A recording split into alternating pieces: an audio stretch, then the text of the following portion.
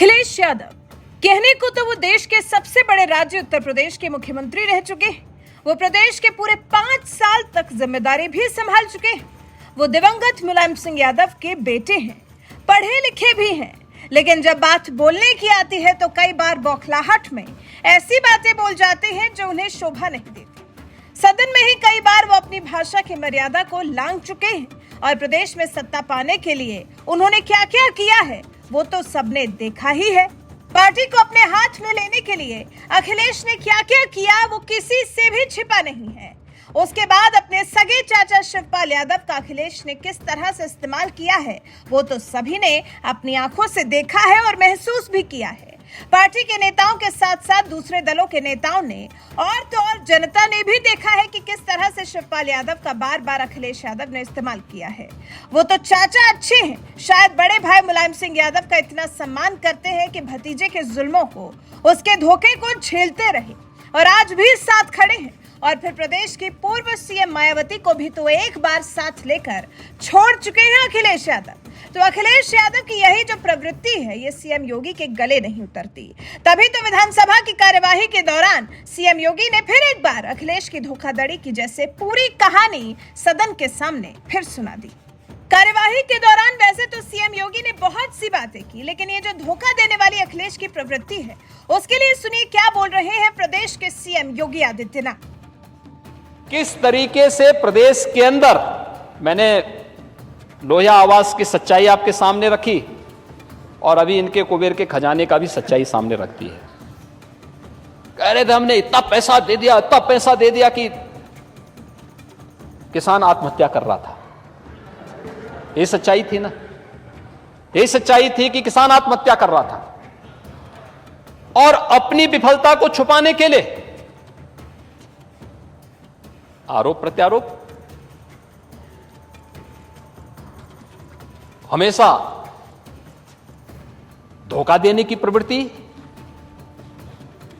एक स्थिति होती है। हमेशा कभी चाचा को धोखा दे दो, कभी बहन जी को धोखा दे दो, कभी भाई साहब को धोखा दे दो, कभी किसी को दे दो। ये प्रवृत्ति हमेशा होती है और वही स्थिति आज भी है। जब असत्य ही बोलना है, असत्य वाचन ही करना है, तो ये लगातार इस प्रकार की चीजें चलती। सुना आपने कैसे सीएम योगी ने सदन में अखिलेश की बखिया उधेड़ दी है। सीएम योगी ने कहा है नेता प्रतिपक्ष धोखा देते हैं, कभी चाचा को धोखा देते हैं, कभी दीदी को धोखा देते हैं। इन लोगों की प्रवृत्ति हमेशा झूठ बोलने की रही है, यही कारण है कि आज भी झूठ बोलते हैं। और फिर इस बीच में शिवपाल यादव और सीएम योगी के बीच में जबरदस्त संवाद भी देखने को मिला। सीएम योगी ने कहा, शिवपाल जी जो मुझे बता रहे हैं वो भतीजे को बताइए, भतीजे को बताए होते तो ये हाल नहीं होता। इस पर शिवपाल यादव ने क्या कहा, सुनिए पूरा संवाद। एमएसपी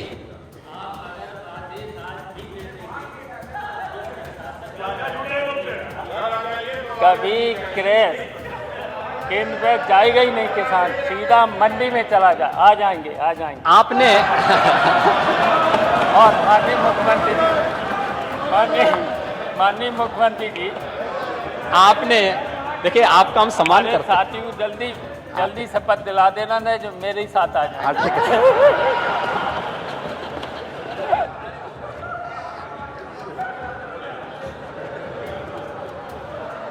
आपने शिवपाल जी, आपने अगर ये इमला सत्ता में रहते हुए भतीजे को पढ़ाया होता ना तो संभवतः कुछ अन्नदाता किसानों का हित हो गया होता है, लेकिन भतीजा है कि सुनने को तैयार ही नहीं आपकी बात को। तो इंजीनियर हो गए, फिर मुख्यमंत्री हो गए।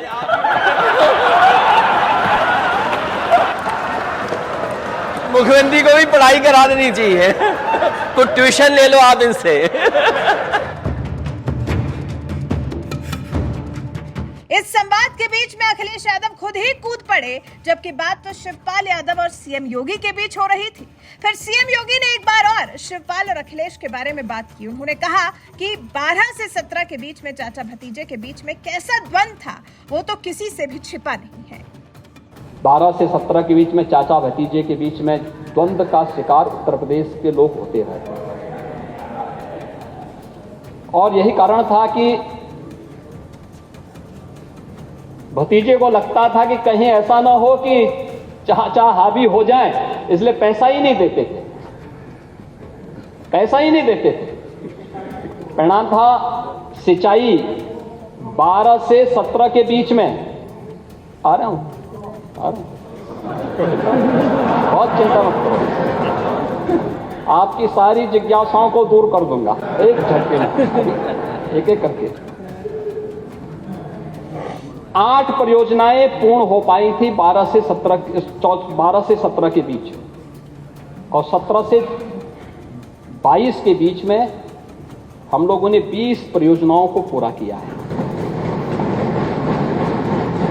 सिंचन क्षमता 12 से 17 के बीच में 1,95,900 हेक्टेयर को हुआ, 1,95,900 हेक्टेयर, और 17 से 22 के बीच में 23,17,000 हेक्टेयर भूमि को सिंचाई के सूचना प्राप्त हुई,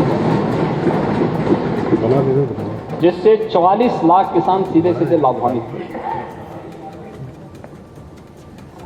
वही मैं कह रहा हूं ना, तो देखिए सच्चाई हमेशा थोड़ा कड़वी होती है और सत्य को स्वीकार करने की सामर्थ्य भी होनी चाहिए। देखा आपने किस तरह से विपक्षियों को सत्य को बचाने का पाठ पढ़ा रहे हैं सीएम योगी आदित्यनाथ। तो कुछ इस तरह का नजारा था विधानसभा के अंदर का, कुछ इस तरह का माहौल था।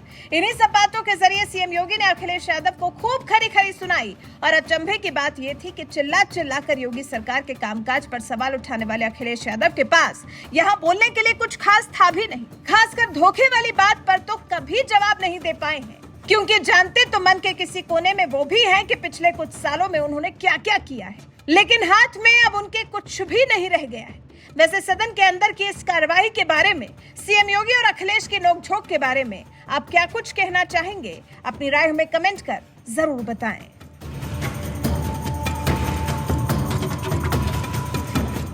ये सरकार पहली सरकार है जिस सरकार ने अन्नदाता किसानों के हित में 2 अन्य महत्वपूर्ण कदम उठाए थे। एक, वन्यजीव और मानव संघर्ष को आपदा की श्रेणी में घोषित करना।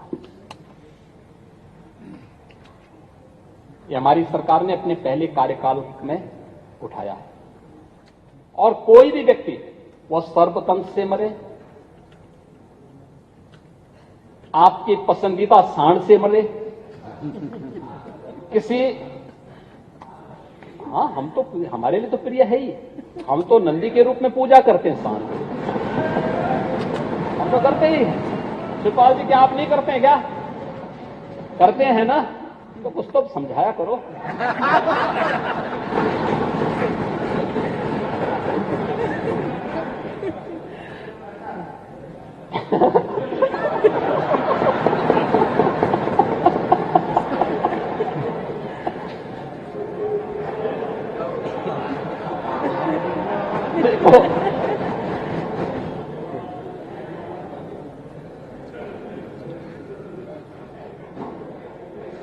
सर्पदंश से, वन्य जीव से, सांड के मारने पर, ये सभी को आपदा की श्रेणी में घोषित करने वाला उत्तर प्रदेश देश का पहला राज्य है।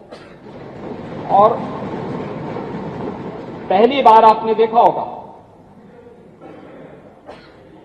ठीक है, आपको अवसर नहीं मिल पाया, जनता ने इस लायक नहीं समझा कि आप कर नहीं सकते, इसलिए कहा कि भाई आप बाहर जाइए। और इसलिए डबल इंजन की सरकार आई। डबल इंजन की सरकार ने आते ही अन्नदाता किसानों के हित में ये कदम उठाया। अगर पब्लिक को विश्वास ही नहीं था तो क्यों आपको वोट दिया? दिया ही नहीं वोट पब्लिक ने, फिर से नकार दिया। मैंने कहा ना 14, 17, 19, 22 और फिर चिंता मत करो 24 में खाता भी नहीं खुलने वाला है।